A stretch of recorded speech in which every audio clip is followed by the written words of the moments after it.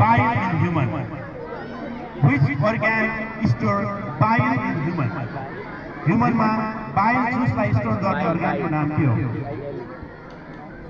हाम्रो digestion might play a great role in the digestion.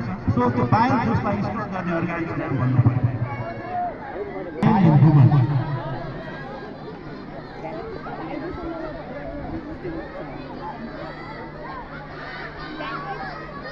Pancreas.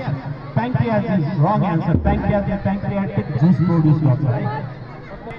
Pepsin हरू produce गर्छ. Pepsin. Which organ store bile in human? Bile juice, which is important for digesting purpose in human. Bile कसले store गर्छ? यो प्रश्न audience का लागि गएको छ. Which organ store bile in human? Human मा bile juice कुन organ ले store गर्छ?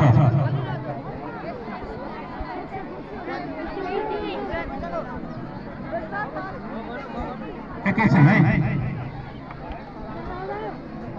पनि टिचरलाई पनि देखाएको छैन. टिचर भन्न सक्नुहुन्छ चकलेटको व्यवस्था रहेको छ है.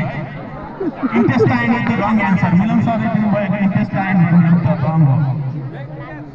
Pancreas is pancreatic juice produce गर्छ. Bile liver ले produce गर्छ. Bile liver ले produce गर्छ. गइरहेको छ. यसको सही जवाब हो gall bladder है. Bile चाहिँ liver ले produce गर्छ र gall bladder ले store गर्छ. अब यसपछिको पालो रामारोसन हाउसको 1 नम्बर क्वेशन निकै नै लकी क्वेशन पनि भन्न चाहन्छु यो क्वेशनलाई. Which gas is released during photosynthesis?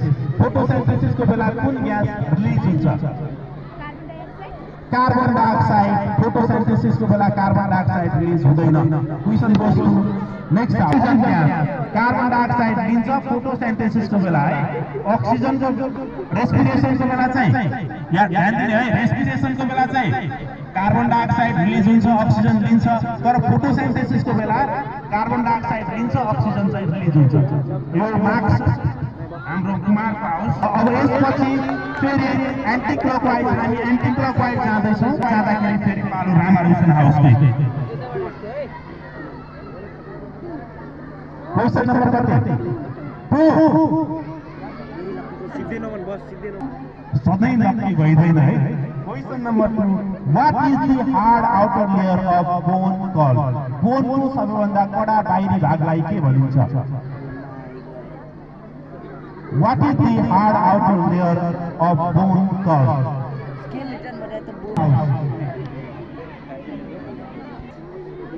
Pardon please?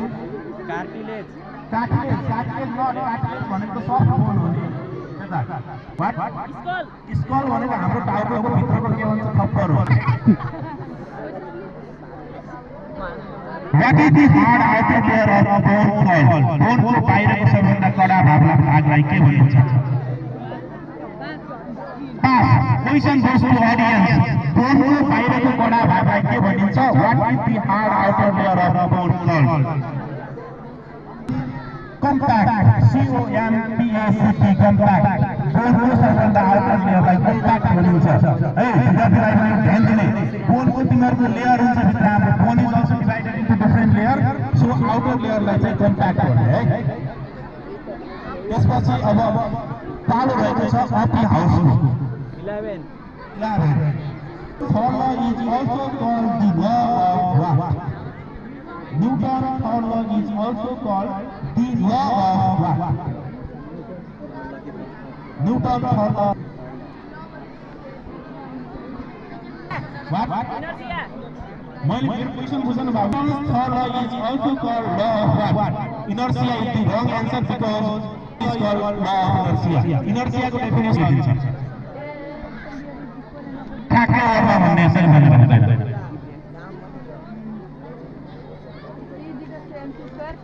E is equal to mc square, that is the equation energy mass relationship given by Einstein. Relation is छैन यसको.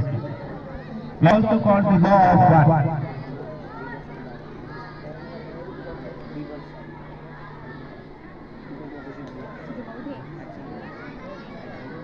Newton's third law is also called law of what? Was this right? कहाँ गयो त्यो अघि नै robot बनिरहेको थियो क्लासमा रोबोट है शिशिर भाइ खै के भन्नु आउँदैन अब यत्रो न्युटनलाई पढायो अहिले फेरि सम्झाइ आउँदैन है newton third law is also called law of what to सही उत्तर थियो it is called law of action reaction okay action reaction